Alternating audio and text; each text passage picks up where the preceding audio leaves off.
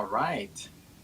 Good evening, everyone. Welcome to our His Healing Love series. This is the health portion that we're doing here this evening. My name is Dale Baker, as was introduced earlier. It is my pleasure to join you and to be with you, to share with you over the past few days some things related to health, healing, and restoration. And I know you are going to be blessed. I know the healer that has healing in his hands, he is going to touch you in a very, very special way.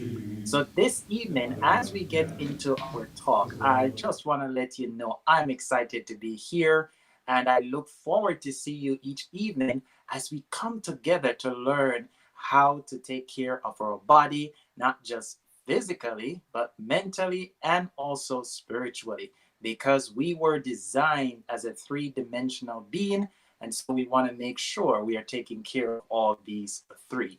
So this evening, as I share with you, I want to talk about it on the topic, the nature of disease. That is going to be my topic this evening, the nature of disease. And before I get into this, I just want to share a few experiences with you of some things that I've had in my experience over the past 10 years.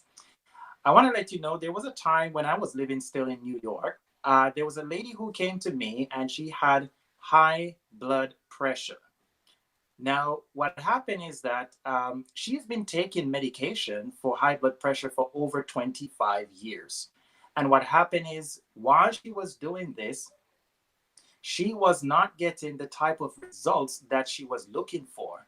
The result she was looking for is that over the past 25 years that she's been taking medication, that by now her blood pressure would come under control. Well, that wasn't happening. What the lady did 10 years prior to the time I met her, she went ahead and she took salt completely out of her diet, because most times that's what we're told. If you have high blood pressure, remove the salt.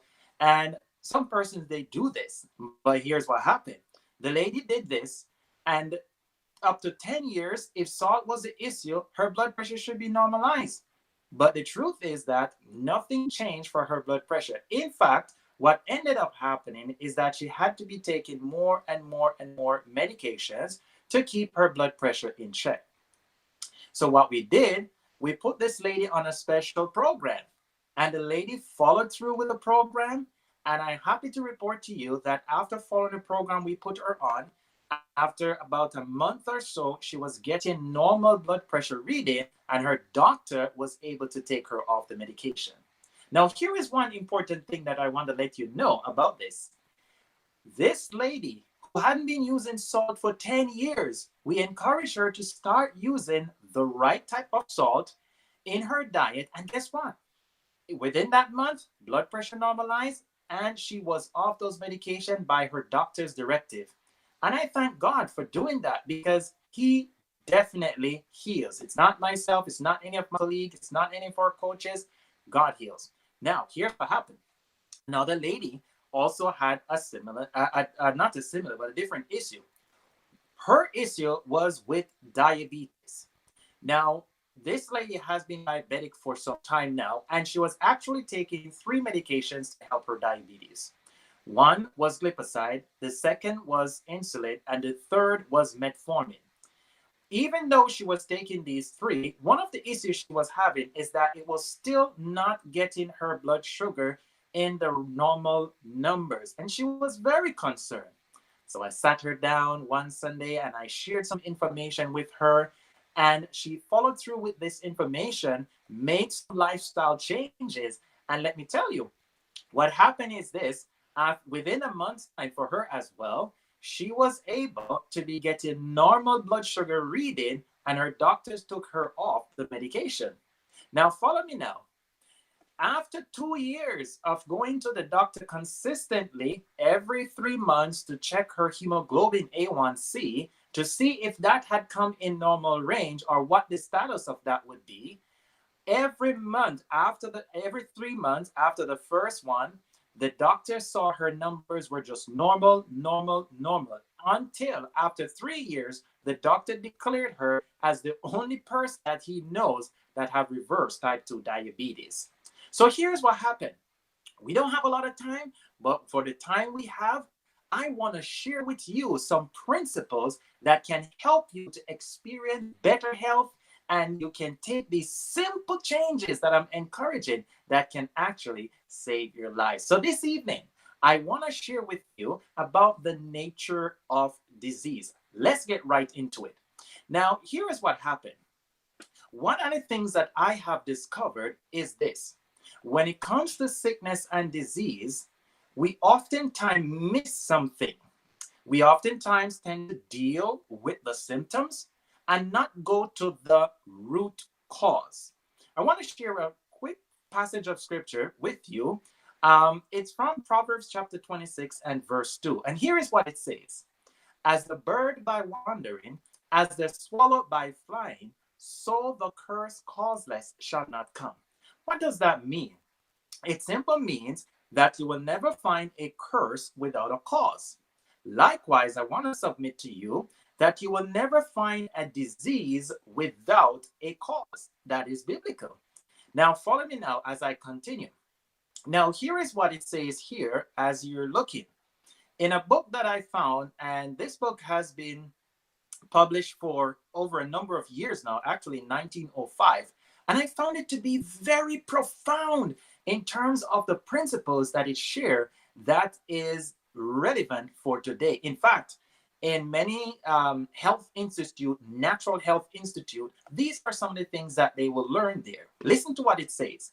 It says, disease never comes without a cause. The book is called The Ministry of Healing. It says, disease never comes without a cause. It says, the way is prepared and disease invited by disregard of the laws of health. Now, let me unpack this a little bit for you. What this is saying, just as the scripture, that disease never comes without a cause. In other words, if there is a disease, there is a cause. And what needs to happen is that we need to get to the root cause. Thank you for following me there. But notice now it says something. It says the way is prepared and disease invited by disregard of the laws of health. So in other words, there are certain laws that govern health. And oftentimes, and some of us, we may know some of them, but the issue is, do we practice? Now, I want to encourage you as we're discussing these things this evening and continuing in subsequent evening, as you're hearing little things, put them into practice and you will see the tremendous effect it will have on your physical health. Now, here's what happened. The way is prepared, disease invited by disregard of the laws of health. So let's break this down a little bit. So what exactly is a disease? And then we also want to find out what are the laws of health. Now take a look at this. What is a disease? Now here is what it shows. Disease, and let me tell you, this by far is one of the best definitions I've seen for what a disease is. Take a look at this. It says disease is an effort of nature to free the system from conditions that result from a violation of the laws of health. So in other words, disease comes when there is a violation of the laws of health. Let me put it to you another way. I want to submit to you this evening that disease is actually a blessing. You may say, wait a minute, what do you mean disease is a blessing? Now, here it is. Disease is a blessing because imagine your house is on fire and you're sleeping, you don't even recognize because maybe you sleep sound. And someone come and they are knocking on your door to say, hey, your house is on fire, get out of it. Imagine disease is like that. It tells you that something is wrong, and if you fix it, health can be improved, but if not, then you could have issues there. So here is another way you could look at it. You know, you drive a car, you see these little lights pop up. Those little lights are like disease. They're telling you something is wrong. Imagine if when you had a disease, you dropped dead. That would not be a good setup there, right? But in mercy, the body tells you something is off, and if you make necessary changes, absolutely amazing things can happen. So, again, disease is a blessing because it helps you to know something is wrong. And if you go ahead and fix that thing that is wrong, then you can have and experience good health. I hope you're following me so far. So, notice again this word, this phrase comes up, laws of health. Now, what are these laws of health? Now, essentially, there are about 8 of them, right? And we're not going to get in depth with all of these here tonight, but I want to remind you of these 8 laws of health. So, what are the laws of health? Here we go: pure air, sunlight, abstemiousness, rest, exercise, proper diet, the use of water, and trust in divine powers. These are actually the true remedies. So follow me now. Pure air. Is air important? Like never before in my lifetime have I seen so much discussion about air and the importance of getting good air. And that is all due to the life situation that we all find ourselves in today. Now, here's what happened. How could I get more ear? How could ear affect me? Now, there's some persons, and I used to do this before I knew better. When I would sleep at night, I would wrap that sheet all over my head and I'm covered under that blanket or so because it was just cold. Now, here's what happened. I learned that what happens is that when you do that, you are breathing and rebreathing, the waste gas that you don't need. So what should happen is keep the head out and put a small crack on your window so you can get a free flow of air coming in at night. That is very important because once you're sleeping, you need that oxygenated blood to bring the nutrients to the cell. So pure air is vital for optimal health. And let me tell you, if one does not have good quality air, they can have adverse health effects. Issues like arthritis could be worse, rheumatism, aches and pains, just to name a few. Sunlight is also important. That big word you see there, abstemiousness, is just a simple word to say temperance, which means be moderate in the things that are good and the things that are bad, we want to avoid them, because they can affect our health. And we'll talk about that another time. Rest. Is rest important? You bet it. You want to boost your immune system? Get proper rest each night. That will help you to have a good, strong, robust immune system. Exercise, good nutrition. We know the benefits of these. We know the benefits of pure water. And we also know the benefits of trusting God. But notice this, it says these are the true remedies. Let me tell you, everything in life is governed by laws. And oftentimes we neglect these 8 laws that govern our health and our well being. You see, the Creator, when He designed us to experience all of these 8 principles here to keep the body in tip top health and shape. Now, I want to put this in a simpler way. I want to put this in a simple way. Here it is. An easy way you can remember this is by this acronym called New Start, which simply means nutrition, exercise, water, sunlight, temperance, air, rest, trust in divine power. Let me ask you a question. Would you like to make a new start today? You can. You can begin to follow even one of these principles. Our motto here at IHEAL is simple changes for life. Now, I want to take this to a next level now. So now that we understand what a disease is, now that we understand what the laws of health are, I want to pose something to you here. If someone is sick, what can they do? What to do when there is sickness? Now, let me share something with you that is revolutionary. You probably already know this, and you probably might say, well, that sounds so simple. But here's what: it is simple, but yet profound. So, what to do when there is sickness? You could go to school, and the bottom line to study natural health, and the bottom line of what you're going to get is what I'm going to share with you here. Follow me now. When there is sickness, the first thing to do is to ascertain the cause. Now, here's what happened. If one does not know the cause of a particular illness, how can that person help? We got to get into this and we say, what is causing my blood pressure? Why is it spiking? Well, some may say, oh, it's genetics. But we're going to talk about genetics a little bit later. But some may jump and they say, oh, it's genetics. I want to submit to you that diabetes, high blood pressure, diabetes type 2, that is, high blood pressure, and there are other diseases as well. These are categorized as lifestyle diseases, meaning that the lifestyle that we practice oftentimes is what spurs on these diseases. I'll come back to that in just a little bit. So, whenever there is a disease, the first thing to do is ascertain the cause. Find out what is causing it. Here is the second principle. The second principle is to change unhealthful conditions. So once you know what's happening, once you know what is causing the problem, you go ahead and you make some changes. It only makes sense that you make changes once you know what's going on. And then the third thing to do is to correct wrong habits. Now, let me tell you, there are many of us we have or may come from cultures where we just have naturally wrong habits, bad habits. And we, our person in our own personal lives, may have developed bad habits over the years.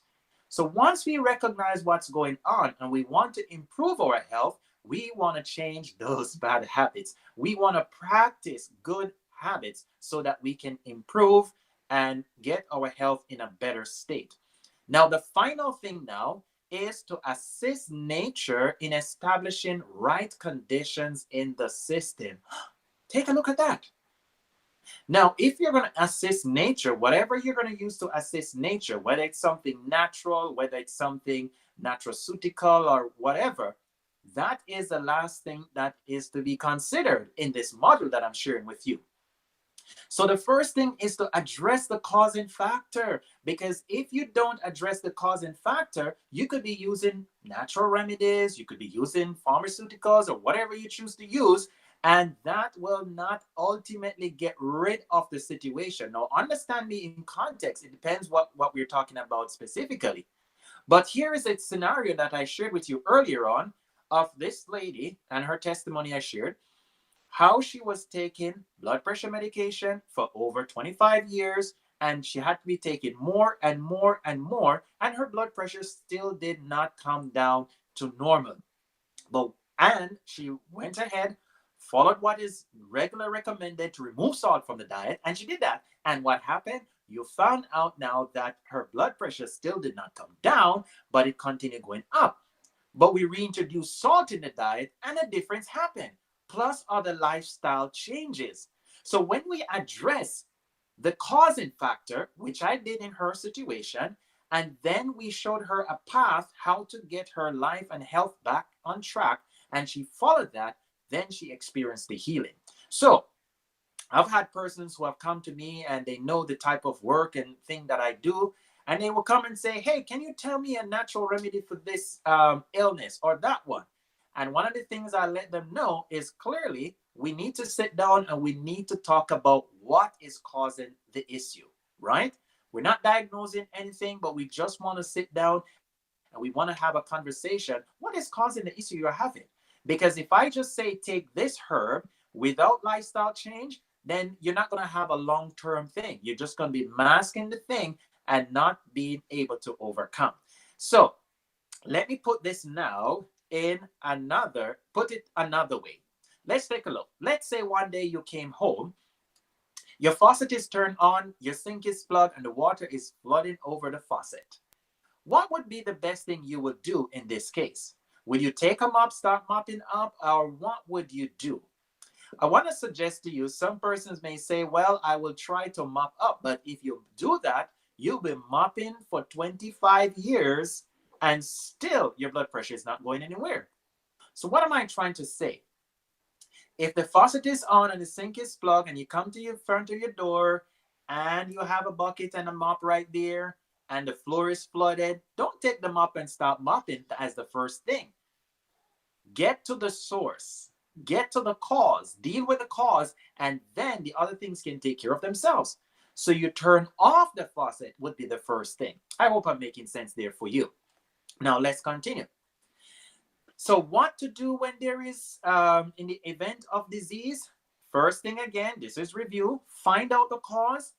That is to what? Turn off the faucet. And then we address environmental factors. That is unplugging the sink. And then we correct behaviors. That is also unplugging the sink. And then the final thing we do is assist nature. That is mopping up, right? That is the mopping up. So one could mop for 20, 30, 40 years and still the faucet is on. What we want to do is to get to the place where we are turning off the faucet. Now, as we bring this to a close, let's see here. Is health a matter of chance or is it a matter of choice? I want to submit to you that health is not by chance. It is by choice. The choices you and I make on a daily basis influence our health. Dr. Lamont Murdoch from Loma Linda University School of Medicine says this, because some persons will say, well, what about genetics? My mother had diabetes, my great had diabetes, and I have diabetes. So what do you say about that? Well, we may get faulty genetics from our parents, but it is really lifestyle that pulls the trigger. Okay, so and this was very much evident in a study that was done by Dr. Randy Jertel.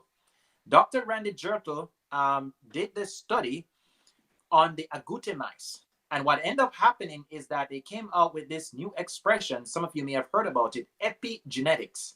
And what epigenetics have teaches us today is that even though you may have, as the parent, have faulty genes and so on that you have over the years, by making certain lifestyle changes, this can have a positive influence on your offspring.